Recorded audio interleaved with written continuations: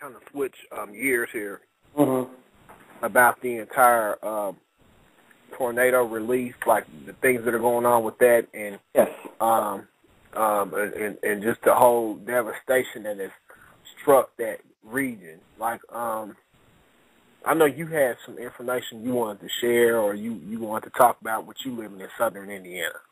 Right, which, for those of you who don't know, I do live in southern Indiana. However, I was fortunate and blessed enough to not be in that area that got struck. That's good to hear. I'm thankful. I was very fortunate to not be in that. However, a friend of mine works in that area and works in an emergency services-related field down there.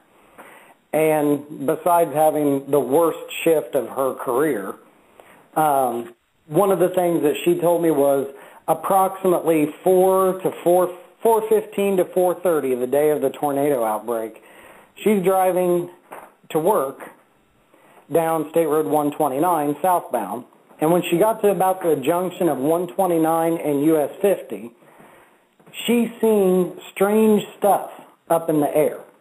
And she's looking around and she's thinking, what in the world is all this? And then she started driving, she's looking around on the ground, and it became clearly evident that she was seeing bits of insulation, pink and yellow insulation, falling out of the sky and starting to hang in the trees and on the ground in just random places, and she already knew what it was.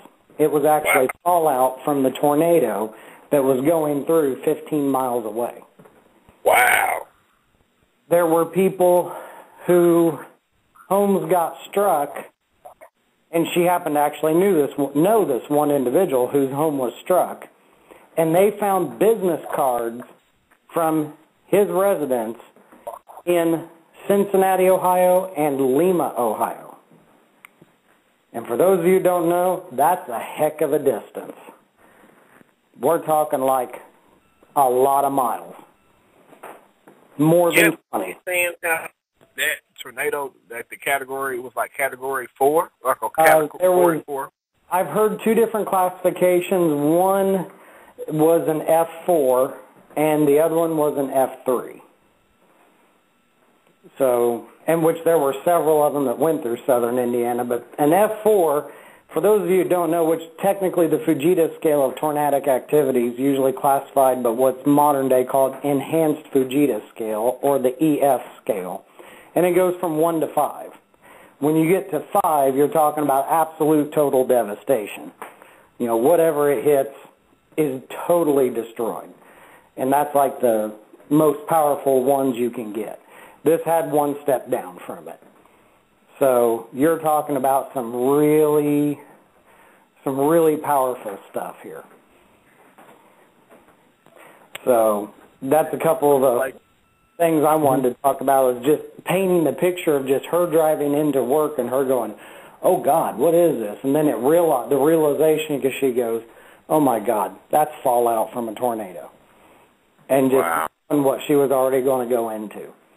It was bad. Yeah, from what I hear, my friend JR, he drives a lot of trucks and stuff like that. And just from what you could see, because he heads he travels south of Indiana. He travels all over the Midwest, and just seeing some of these cities from what he's seen, what the news paints, like it's worse than what you see on TV. Yes. And right now, there are cities like what's the name of the city? Is it Marysville or something like that? Maryville. And they were talking about how that city has literally been wiped off the map. Like, there is nothing standing there. And from what I hear, that there were a lot of people that were there abandoned. There was a lot of people that just lost everything. Right. My familiarity is going to come from the area of Holton and Henryville, were the two that happen to be closest to me in my area. And down there, Holton is pretty much flat. Yeah, and Henryville, a lot of it is also pretty well flat as well. I guess there's some things that survived, but pretty much everything's just, if it's standing, it's not in good shape at all. They definitely had a lot of it. Going into the actual come down of the event, a lot of the emergency service workers, I know of state police officers that work 20 and 21-hour shifts. They were trying so hard to get out there to try and help people. Emergency service workers that were out on duty when things occurred, vehicles destroyed. There's a lot of, and at first, it kind of got a bad rap at first because the first thing that law enforcement and EMS wants to do is shut it down and not let anybody in or out of it. That's the first thing they want to do. And they were starting to get a bad rap of this about 8 to 10 hours into it. And one of the things I don't think the public realized, that 8 to 10 hour time frame, it's not meant to be a pain in the butt. It's really meant to be what they're doing in those first few hours is search and rescue and recovery. They're looking for people that are trapped, and if they find people trapped, they're extricating them and removing deceased individuals. So, and to my knowledge, the first initial wave of it, there was 14 people killed. Initially they want to shut that down so they can do that because obviously you don't want a whole bunch of people running around there if it's your grandmother that they're pulling out of the house dead. Nobody wants to see that. So let me ask you this, Michael. Michael, I had a question. So as far as you know, what is the total, death count that you've heard? I have not heard an up-to-date total, but I do know that there have been some deaths from injuries incurred to it since the tornado. Unfortunately, I don't have that total number currently. Yeah, and I think, but you know what, I think they're still probably finding more people, too. It wouldn't surprise me because you got to consider this as rural southern Indiana, and things are really spread out. So, I know that initially there were 14 killed, and there was another handful of seriously and critically injured people. And I do know that there have been some deaths aside from that, but I unfortunately don't have the exact numbers. Wow. Other things now looking into the post-recovery, through all this, they did activate the big, what we would call in emergency services, the holy crap crew. The state EMA office and brought down command buses trying to get people squared away and help people out with initial responses. The Red Cross was called in. And do you want to talk about that as a separate topic? Because this may be a little bit. I'm going to get on a hell of a tirade with the Red Cross. Well, we got time, so go ahead. Okay. I will never donate to the Red Cross ever again. And the thing about this, and it's sad because in the past, I believe, we have promoted the Red Cross in their efforts in the past. Yeah. When the Red Cross arrives on scene down here, and mind you, I work in an emergency services related field, but I was not involved with that stuff down there. So I will tell you the information that's coming back to me is from other sources outside of, I did not witness it firsthand, but it wasn't just one source that's told me this, it's been many people. And this is also information that we've seen on the news, like right. They only the Red Cross would take, the Red Cross is down here, and here are a whole town full of people that have lost everything. They're standing out there cold, they are hungry, they are, they've lost everything. And the Red Cross people, this is one good aspect. There were hundreds of people wanting to show up and do anything they could do to help. God bless you people for doing it, and God bless you for trying to help out your fellow man. The Red Cross would not accept anything but money. Exactly. They would not take blankets. They would not take food. They would not take bottled water or canned goods. They wouldn't take nothing but money. If you didn't have money to flash at them, they didn't want to talk to you.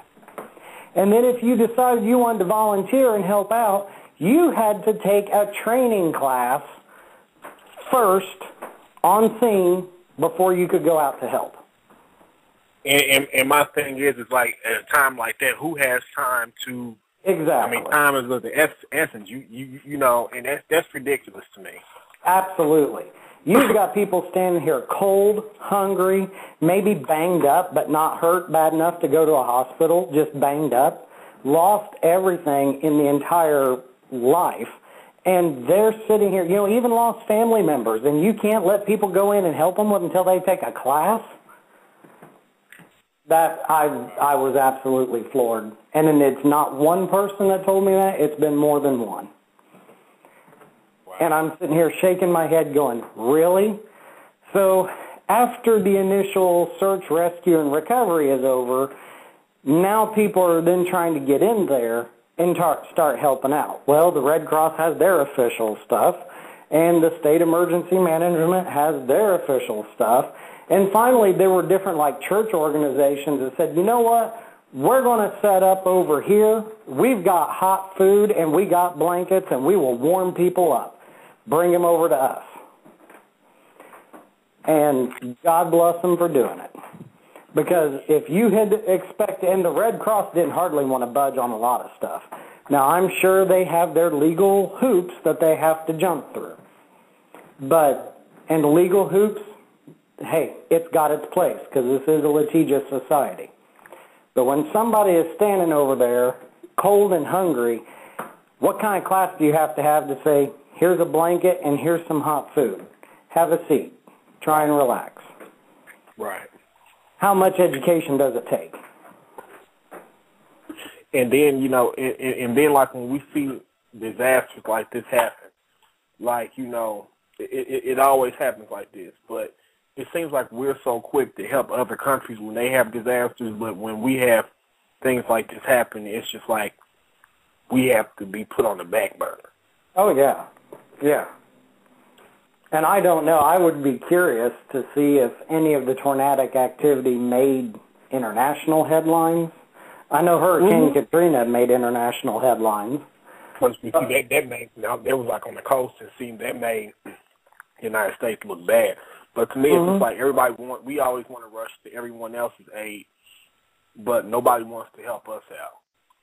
Oh, yeah. Very true. But, yeah, it floored me. After hearing all this, I won't donate to the Red Cross anymore. If there is a situation and I can help out, I would rather give it to a church group or an organization that's going to take it into them down there themselves and actually do it for the people. Yeah. Now, post-recovery... And this is another point, too, Michael, before you make the next one. Who's to say that money is actually going directly to help those people? Like you said, that money could be going to pay for people's people that's working, training, and all that stuff. When you can cut out all that, and just, you know what I'm saying? A lot of that money's not even probably going towards helping the people out directly. Right, right. And I'm going to say this, too.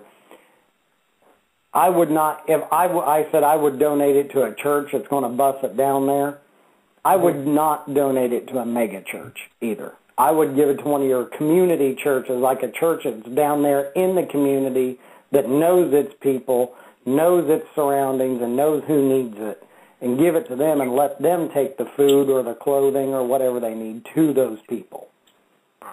Hey, Mike, we got somebody else online. We have caller 317-331. Do you have a comment or question, or are you just listening at this point? I'm just listening at this point. Okay.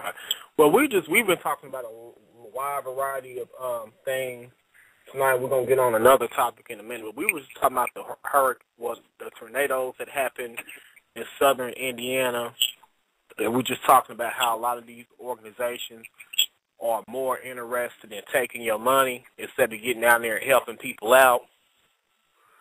And also, Deandra was in here earlier. We were just talking about people, just talking about a lot of the things going on in the black community with a lot of black women, how they want to settle for men that can't do anything for them. And it's just like we were just talking about that. And the next topic I want to get on, well, I also want to get your opinion on this if you want to say something. What do you think about, because I guess like a lot of people want to get on women that are on contraceptives or like protecting themselves, but really, do you think that that's bad because they want to protect themselves and prevent pregnancy, but they want to, I don't know. What do you feel about that?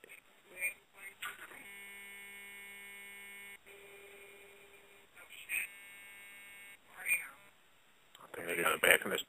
But yeah, sounds like a bad connection. Yeah, okay, but anyways, getting back to what you were saying. The post-recovery, things are starting to come together. People are starting to find their way out of the shelters and to more permanent housing, whether it be with friends and family or situations like that. The biggest problem they're having now is looting what people have left. Looting that, and I have heard that there are a lot of people that are, drug seekers. They're like, oh, hey, this home over here, nobody's in. What if they got anything left in their medicine cabinet? And you said there was a bunch of pill heads and a bunch of, like, just dope heads that was just going to people's houses and just... If they can get in there, that's what they're going to be at. Yes, they not even interested in taking your TV or your VCR, no, not VCR, DVD player or whatever.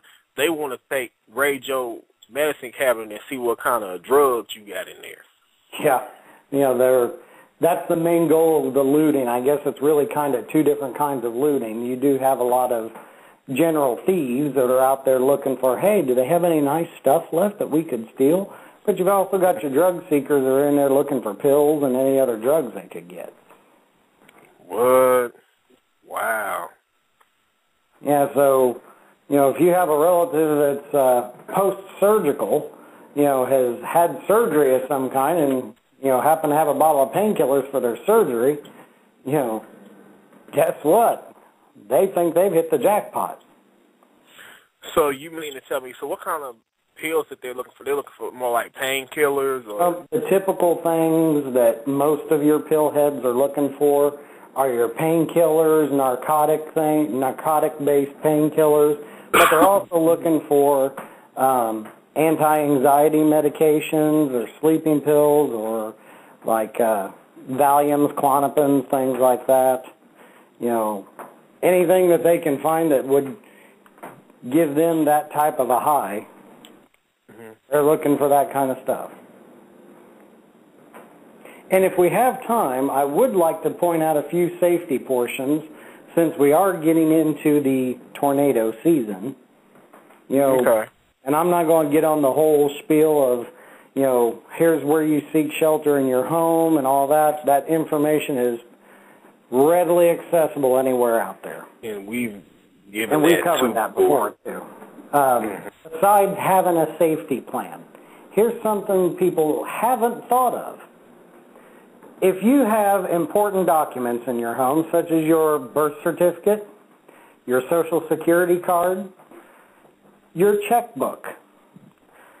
Most people, like, for example, your checkbook, you're going to use that to write your bills out and whatever, but your Social Security card and your birth certificate, even some people that have passports, these are very important documents that have your personal identifying information in it. And we know what type of a society we're in with identity theft. We're getting into the storm season here in the spring. I, for example, keep mine. I am fortunate enough to have a basement.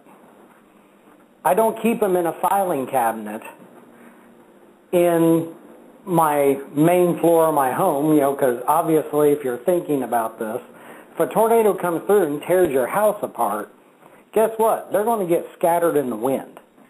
You don't know where they'll end up. They may not even end up in your town. They could get sucked up in the tornado and not fall out to the next state.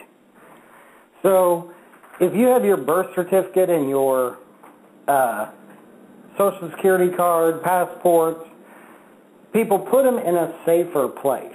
I would suggest putting them in a quote-unquote tornado-safe place.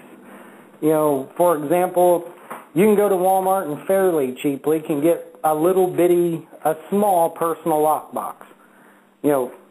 Put them in one of those and put them in some place that's halfway safe, that it's not going to get blown to Timbuktu and back.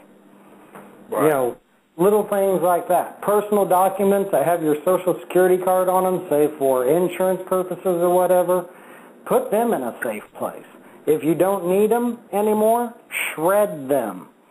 Don't just leave it laying around. Shred it. Destroy it. Because, especially, and I'm not trying to get into this, is a whole other topic, because especially like you mentioned with the whole entire situation with identity theft, and you're dealing with a lot of illegal aliens that are coming into the United States that are where they seek after people's Social Security numbers and different things of that nature.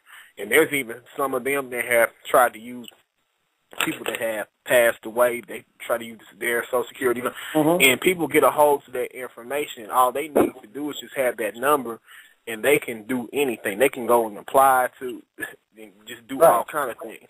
My personal documents, they're kept in a place where, if my home would get completely blown away, they're safe. Right.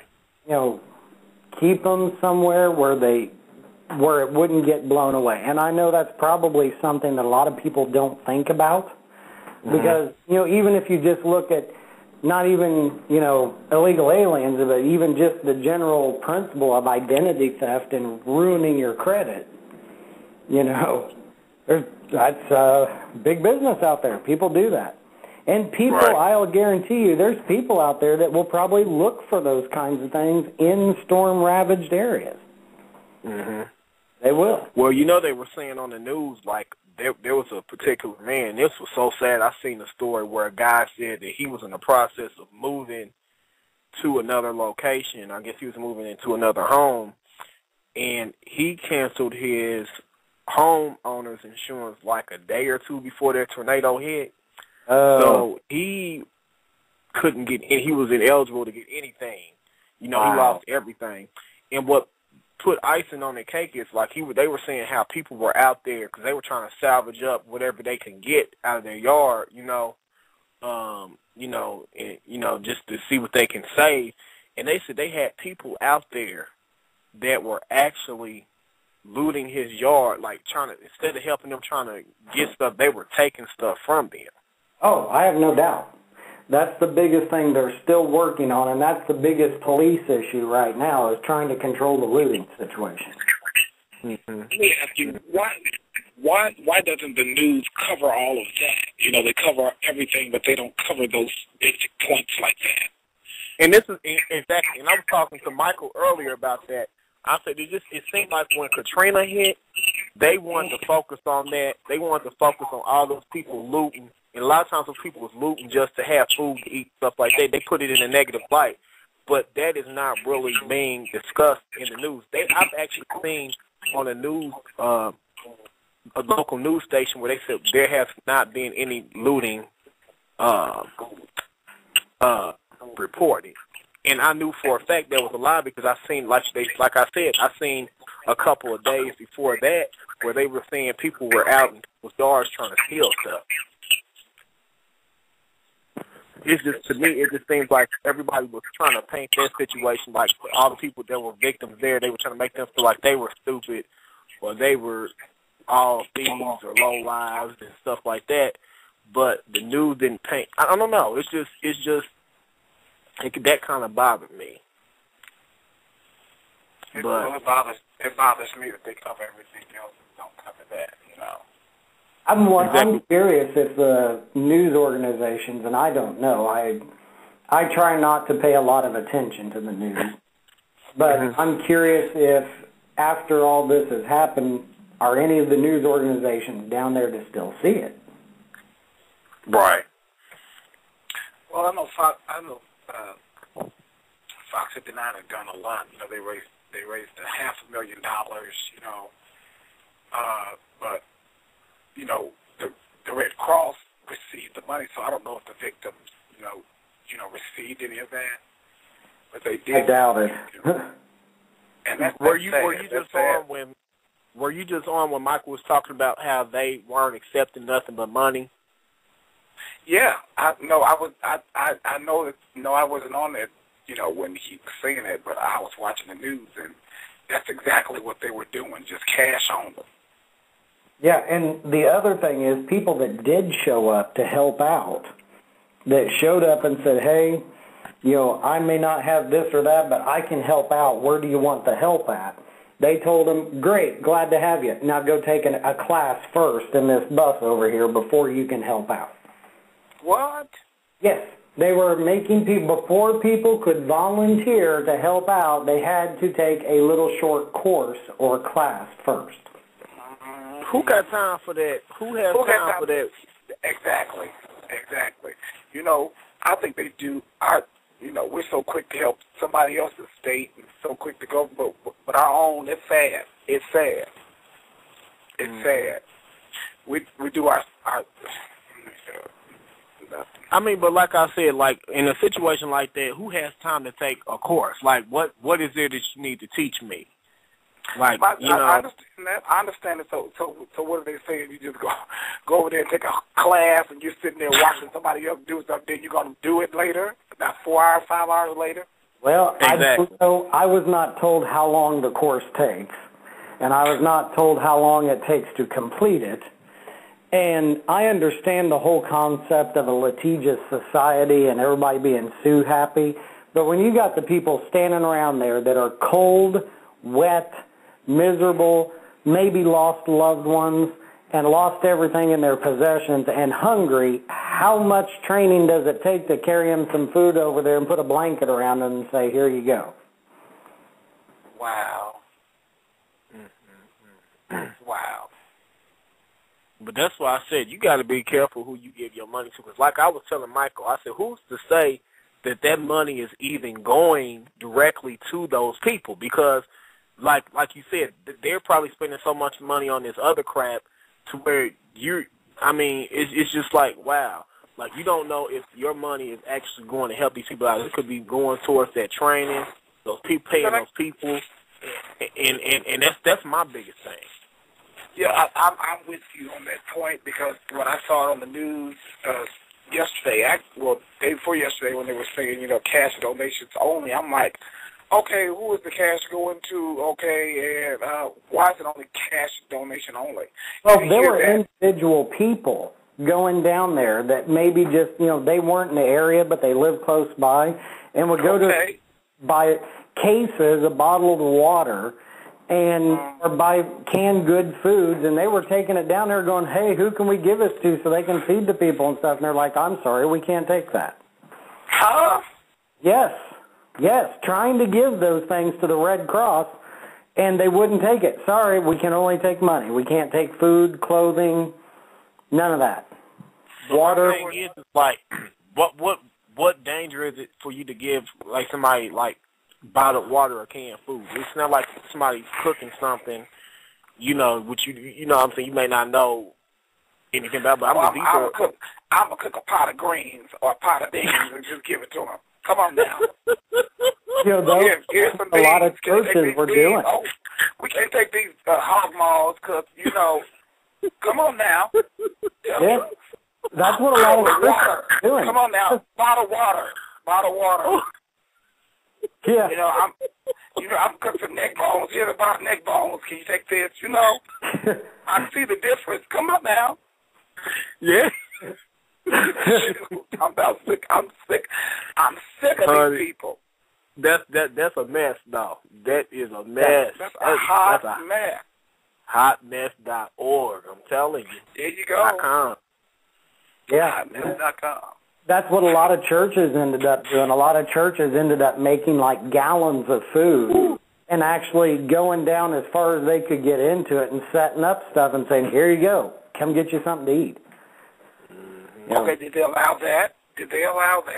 Well, as long as they were doing it of their own stuff and in a area that was not in the middle of basically in everybody's way of trying to do search, rescue, and recovery, they could do that. But they couldn't donate it to the Red Cross and expect the Red Cross to disseminate it. Mm-hmm. So basically, the only things that they could do with that was they had to do it on their own. Oh, my God. It's crazy. They were going down there. There were, and I only happen to know, a lot of individual people caught on that some of the churches were doing this. So they started giving their food donations to the church, and then the church was turning around and setting up shop right there as close as they could get, and then they're handing it out to the people that. And trust me, if you've ever been on a disaster scene, you can spot real quick the people that are needing it. well, let me ask you guys this: how long did it take them to get down there to those people? How long did it take the Red Cross? Well, I don't know about the Red Cross's response time, but I will say that emergency operation centers were set up probably within an hour after the tornado going through, and trying to put their emergency plans in place and try to set up a way to organize things. They were doing pretty good on that part, but still, if you got... If you got 3,000 people in a rural setting that just got wiped off the planet, and you're trying to figure out how to correlate all this, you don't have enough food set up right there to feed them all. I can guarantee you that. So what was you saying, Colin? I was saying, it seemed to me as the Red Cross just got involved to me, like a couple of days ago. Yeah, they come in late in the game. But I think it was, now don't quote me on it, I don't know the exact time, but I'm wanting to say it was the next day, or else very late night. Okay, because, if it was the next day, because, when Katrina happened, what I'm saying, everybody was so adamant about, boom, boom, boom, we're going to get there, we're going to do this. But, in our own home, where I just don't understand it. I don't understand it. Were they asking, let me ask you this, were they asking for cash donations only for Katrina? I have no idea back then. I can remember. And no, they didn't. Yeah. That's sad. But my thing is, and the reason why I bring up Katrina, I say, because a tragedy like that, we should have learned as a nation. We should have taken some lessons from that catastrophe, and we should have had more. I think this should have been held at a standard nationally. Like, this should have taught us nationally how to deal with natural disasters like this. Oh, yeah. And to me, I don't see much improvement. Well, I can tell you from working in an emergency services field that after Hurricane Katrina, the system they were much bigger on having each individual county, at least in Indiana, having its own emergency operations center, dumping money into this to get people trained so they could set up things and make quicker responses. Mm-hmm. But still, even if you've got the best center in the world, it is just total flipping chaos when it breaks loose. And it's going to take you a few hours to get it pulled together.